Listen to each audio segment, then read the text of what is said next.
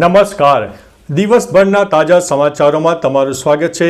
તમારી સાથે હું છું પિનલગીરી ગોસ્વામી. સમાચારો વિસ્તારથી જાણીએ એ પહેલા મહત્વના સમાચારો ઉપર એક નજર. મિત્રો, અત્યારે સૌથી મોટા અને અગત્યના સમાચાર સામે આવી રહ્યા છે સુરતથી. સુરત જિલ્લામાં 62 રસ્તાઓ બંધ. હવામાન વિભાગે સુરતમાં એલર્ટ જારી કર્યું હતું. તેવામાં ગુજરાત રાજ્યના માર્ગ અને મકાન વિભાગ દ્વારા સુરતના 62 રસ્તાઓ બંધ હોવાની માહિતી આપી હતી. વરસાદના કારણે પંચાયત હસ્તકના કુલ 62 રસ્તાઓ વાહન વ્યવહાર માટે બંધ કરી દેવામાં આવ્યા હતા. સુરતમાં વરસાદના કારણે સૌથી વધુ પ્રભાવિત વિસ્તારો થયા હતા. સુરતમાં 13 ઇંચથી વધુ વરસાદ ખાબકી ગયો. શહેરમાં જળબંબાકારની પરિસ્થિતિનું નિર્માણ થયું. અનેક વિસ્તારો પાણીમાં ગરકાવ થઈ ગયા છે. મિત્રો, અન્ય મહત્વના સમાચારની વાત કરીએ તો હજુ પણ સુરતમાં મેઘો મુશળધાર. સ્કૂલોમાં રજા આપવામાં આવી હતી. સુરત શહેરમાં સતત બીજા દિવસે પણ વરસાદની ધમાકેદાર બેટિંગ જોવા મળી. સોમવારના ધોધમાર વરસાદ બાદ ફરીથી સુરત નગર પ્રાથમિક શિક્ષણ સમિતિની તમામ સ્કૂલોમાં રજા જાહેર કરવામાં આવી. ભારે વરસાદના કારણે પાલનપુર, મોટા વરાછા, યોગી ચોક સહિત અનેક વિસ્તારોમાં પાણી ભરાઈ ગયા, જેથી જનજીવન પ્રભાવિત થયું છે. મિત્રો, અન્ય મહત્વના સમાચારની વાત કરીએ તો વરસાદના આ સમાચાર ઉપર નાખો એક નજર. નર્મદાના લાછરસ ગામમાં પાણીમાં ગરકાવ થઈ ગયું છે. તાપીમાં કંસારિયા ફળિયામાં પાણી ભરાયા. લાખરોડા વિયર ખાતે સાબરમતીમાં નવા નીરની આવક થઈ. બારડોલીમાં જળબંબાકાર જેવી સ્થિતિ.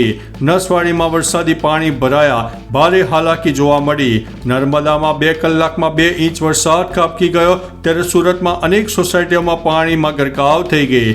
સુરતમાં ખાડીપુર માથાનો દુખાવો બન્યા બાદ અરવલ્લીના મોડાસામાં પણ રોડ પર પાણી ભરાઈ ગયા હતા. મિત્રો, અન્ય મહત્વના સમાચારની વાત કરીએ તો 24 કલાકમાં 170થી વધુ તાલુકામાં મેઘમહેર થઈ છે. સમગ્ર ગુજરાતમાં ચોમાસાની જોરદાર બેટિંગ જોવા મળી છે. 24 જૂનની વાત કરીએ તો સવારે 6 વાગ્યાથી લઈને સાંજ સુધીમાં 170થી વધુ તાલુકામાં વરસાદ નોંધાઈ ગયો છે, જેમાં સૌથી વધુ 13.6 ઇંચ વરસાદ સુરત શહેરમાં પડ્યો. SEOCના અહેવાલ મુજબ છેલ્લા 24 કલાકમાં બોરસદમાં પણ 5.2 ઇંચ, તાપીના વ્યારામાં 3.7 ઇંચ, સુરતના માંડવીમાં 3.5 ઇંચ, નવસારી શહેરમાં 3.3, માંગરોળમાં 3.1, ખંભાતમાં 3.1, ભરૂચ શહેરમાં અને પંચમહાલના હાલોલમાં 3 ઇંચ વરસાદ નોંધાયો હતો. મિત્રો, અન્ય મહત્વના સમાચારની વાત કરીએ તો વરસાદના પાણીમાં મોજ કરતો એક શખ્સ જોવા મળ્યો.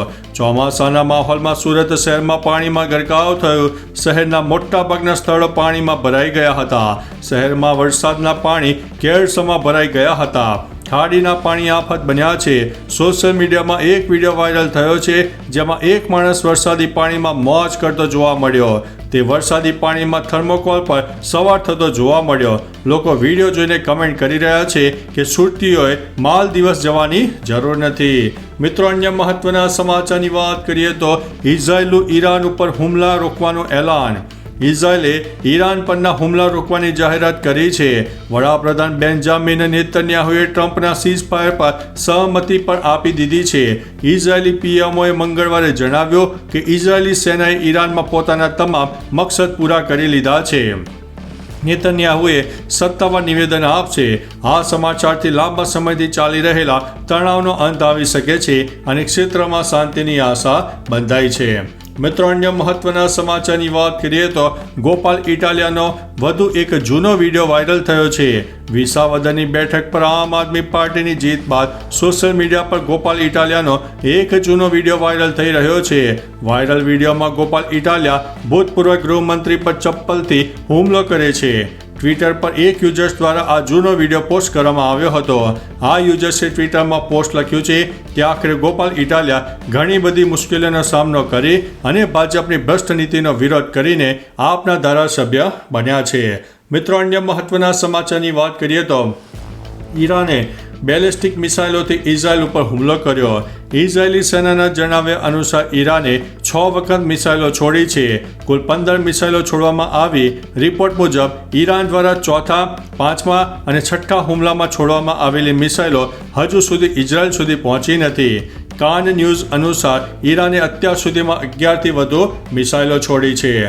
મિત્રો, અન્ય મહત્વના સમાચારની વાત કરીએ તો સુરતના આ વિસ્તારોને સાવચેત રહેવા માટે અપીલ કરવામાં આવી છે.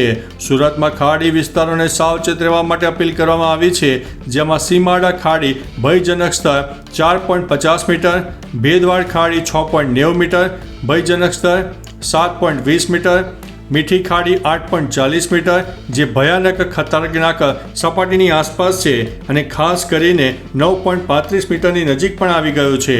ભાઠેના ખાડી 7.50 મીટર, જેનું ભયજનક સ્તર 8.25 મીટર છે. કાંકરા ખાડી 6.35 મીટર, જેનું ભયજનક સ્તર 8.48 મીટરની નીચે છે. આ વિસ્તારોમાં લોકોને સાવચેત રહેવા માટે જણાવાયું છે. મિત્રો, અન્ય મહત્વના સમાચારની વાત કરીએ તો ગુજરાતમાં વધુ એક ધમકી અપાઈ છે. ગુજરાત હાઈકોર્ટ બાદ હવે રાજકોટ કોર્ટને પણ બોમ્બથી ઉડાવી દેવાની ધમકી મળી છે.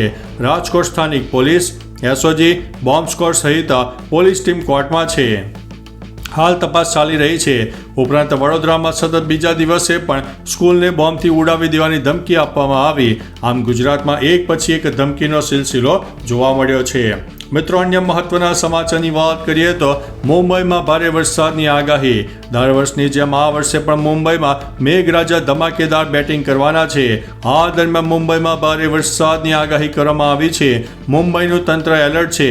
અહીં 28 જૂન સુધી સતત 5 દિવસ એલર્ટ જારી કરવામાં આવ્યું છે. સાથે દરિયામાં હાઈ ટાઈડની ચેતવણી પણ આપવામાં આવી છે. 4.5 મીટર ઊંચા મોજા ઉછળી શકે છે. બૃહદ મુંબઈ મહાનગરપાલિકા દ્વારા એલર્ટ જારી કરવામાં આવ્યું છે. લોકોને મુંબઈમાં દરિયાકાંઠે ન જવાની પણ અપીલ કરવામાં આવી છે. મિત્રો, અન્ય મહત્વના સમાચારની વાત કરીએ તો બારડોલીમાં 4 કલાકમાં 5 ઇંચ વરસાદથી જળબંબાકાર. રાજ્યમાં સાર્વત્રિક વરસાદ વચ્ચે સુરતના બારડોલીમાં મેઘરાજા આફત બનીને તૂટી પડ્યા. વહેલી સવારે 6 વાગ્યાથી લઈને 10 વાગ્યા સુધીમાં માત્ર 4 કલાકમાં 4.8 ઇંચ વરસાદ ખાબકતા જનજીવન અસ્તવ્યસ્ત બની ગયું છે. નીચાણવાળા વિસ્તારોમાં પાણી ઘરોમાં પણ ઘૂસી ગયા છે. અન્ય જાહેર માર્ગો પર નદીના પૂર જેવા દ્રશ્યો સર્જાયા છે. સ્કૂલ અને ઓફિસ જતા લોકોને ભારે હાલાકીનો સામનો કરવો પડ્યો છે. મિત્રો, અન્ય મહત્વના સમાચારની વાત કરીએ તો ધોધમાર વરસાદ. દાહોદમાં ધોધમાર વરસાદ વરસી રહ્યો છે.